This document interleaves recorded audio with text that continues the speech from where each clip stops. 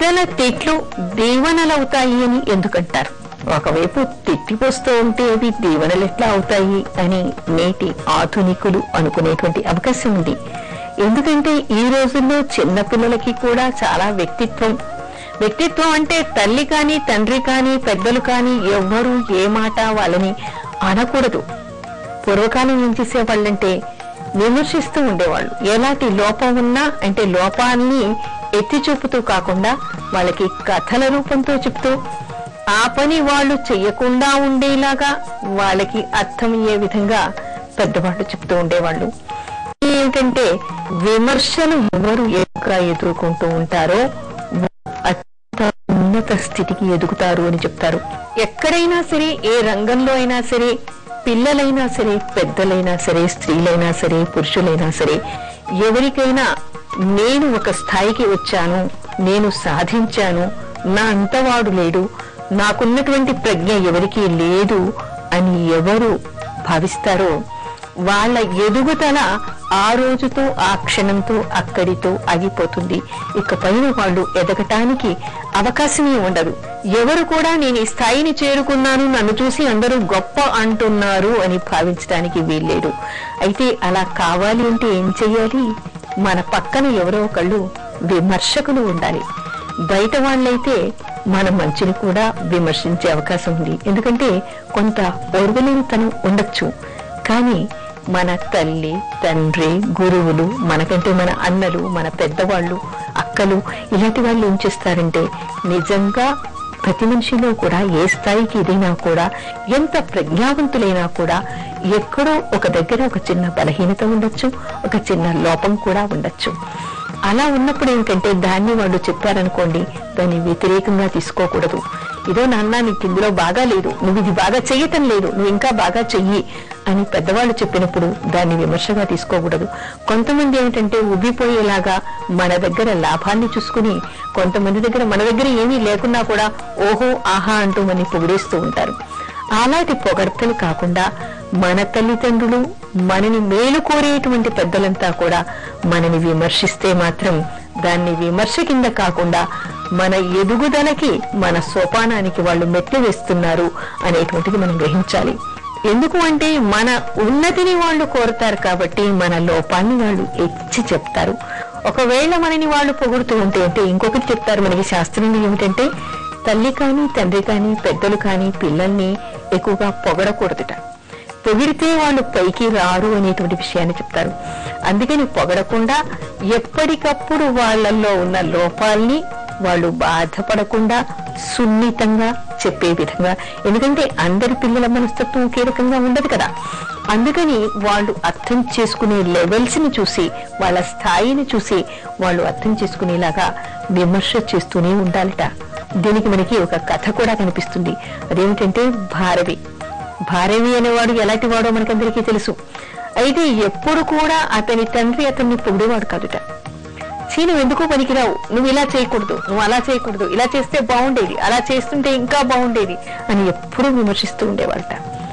అతనికి ఏమిటంటే ఊరంతా నన్ను పొగుడుతున్నారు, గురువులు పొగుడుతున్నారు, ఎక్కడ చూసినా నన్ను కీర్తి కిరీటాలు పెడుతున్నారు, ఒక్క నా తండ్రికి నేనంటే పనికి రాదు అని అనుకుని విసిగి వేసారిపోయి తండ్రిని చంపేయాలనుకున్నట్ట. అనుకుని అటక మీదకి ఎక్కేసేట. ఒకరోజు ఎక్కి తండ్రి రాగానే తల మీద కొట్టేద్దాము అని అనుకున్నట్ట. ఆ తర్వాత ఏమిటంటే అతను పైకి అటక మీదకి ఎక్కి కూర్చున్నాడు, తండ్రి రావాలని చూస్తూ ఉన్నాడు.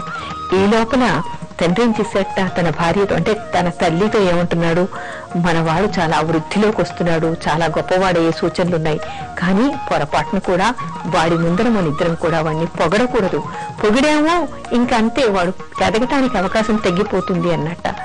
అయ్యయ్యో ఎంత పనిచేశాను నేను, నిజంగా ఈ మాట వినకపోతే తండ్రిని కొట్టేవాడిని కదా అని అనుకున్నట్ట. అనుకుని తన తప్పు తను తెలుసుకున్నట్ట. అంటే మన శాస్త్రంలో ఏం చెప్తారంటే, పెద్దలు, మన పెద్దవాళ్ళు ఎవరైనా మనని తిట్టినా అవి దీవెనలతో సమానం అవుతాయి.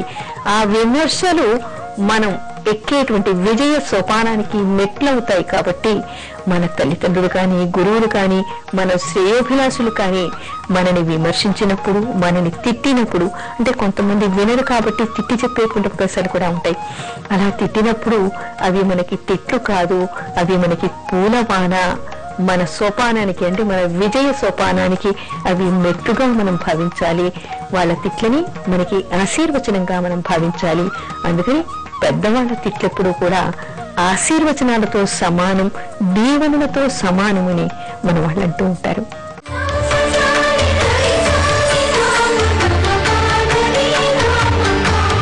కలియుగంలో శాపాలు ఫలిస్తాయా?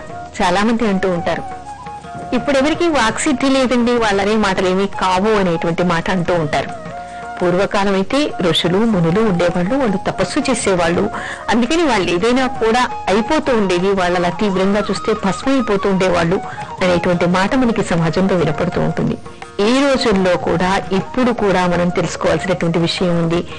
ఏ కాలంలో అయినా కూడా వాక్కుకు చాలా శక్తి ఉంటుంది.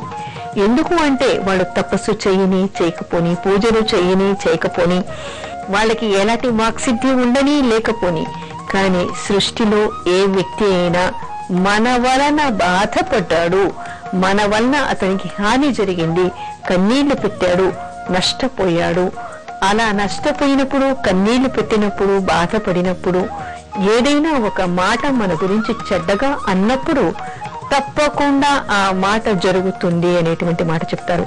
ఎందుకంటే ఏ రోజైనా, ఏ యుగమైనా, ఏ వ్యక్తి అయినా, ఎప్పుడైనా సరే యాదేవి సర్వభూతేషు శక్తి రూపేణ సంస్థితా నమస్తస్యై నమస్తస్యై నమస్తస్యై నమో నమః అంటే భగవంతుడు శక్తి స్వరూపిణిగా అమ్మవారు ప్రతి వ్యక్తిలో ఉంది.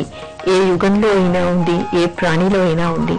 అలాంటప్పుడు అతనిలో ఒక శక్తి ఉంది కాబట్టి అతను అన్యాయంగా మన వలన ఏడ్చాడు అంటే ఆ బాధ తప్పనిసరిగా మనకి తగిలి తీరుతుంది. అతను అనేటువంటి మాట మనకి తగిలి తీరుతుంది. అందుకని ఏ వ్యక్తిని కూడా మనం కించపరిచి మాట్లాడటం కానీ, బాధించకూడదు, నష్టపరచకూడదు. మనం అనుకుంటూ ఉంటాం, వీడికేమిటిలే, మన దగ్గర పనిచేసే వాళ్ళని, లేదా మన చుట్టూ మనకంటే తక్కువ స్థాయిలో ఉన్న వాళ్ళని, లేదా సమాజంలో వీడికి మన గురించి తెలియదు కదా అని చెప్పేసి చాలా రకాలుగా ఈ రోజుల్లో అయితే, ఆధునిక యుగంలో అయితే రకరకాల మోసాలు జరుగుతూ ఉన్నాయి, రకరకాల వంచనలు జరుగుతూ ఉన్నాయి. మనకి ప్రభుత్వం దగ్గర నుంచి తీసుకుంటే సామాన్య మానవుడి వరకు వాళ్ళ కిందగా ఉన్న వాళ్ళని అణగతొక్కాలనేటువంటి ప్రయత్నం చేస్తూ ఉంటారు.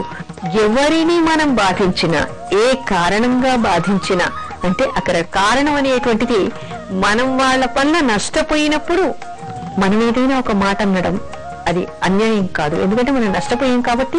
అసలు నిజానికి ధర్మశాస్త్రాన్ని అనుసరించి అయితే ఎవరిని మనం నష్టపెట్టినా, కష్టపెట్టినా కూడా మాట మాట్లాడకూడదు, వాళ్ళని ఎదుటివాడిని ఏమీ అనకూడదు.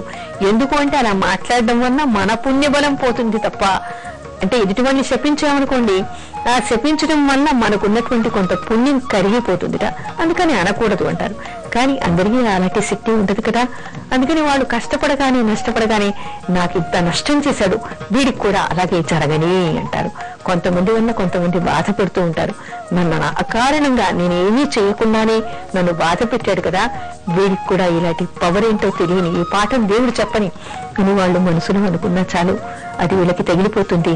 వీళ్ళకి ఎప్పుడో వీళ్ళ గ్రహదశ బాగాలేనప్పుడు ఆ దెబ్బ చాలా తీవ్రంగా కొడుతుంది అంటారు. అందుకని కలియుగంలో కూడా శాపాలు అక్కర్లేదు. అంటే ఋషులు మునులు జలం, కమండలంలో జలం తీసుకొని నెత్తి మీద చల్లి శపించక్కర్లేదు.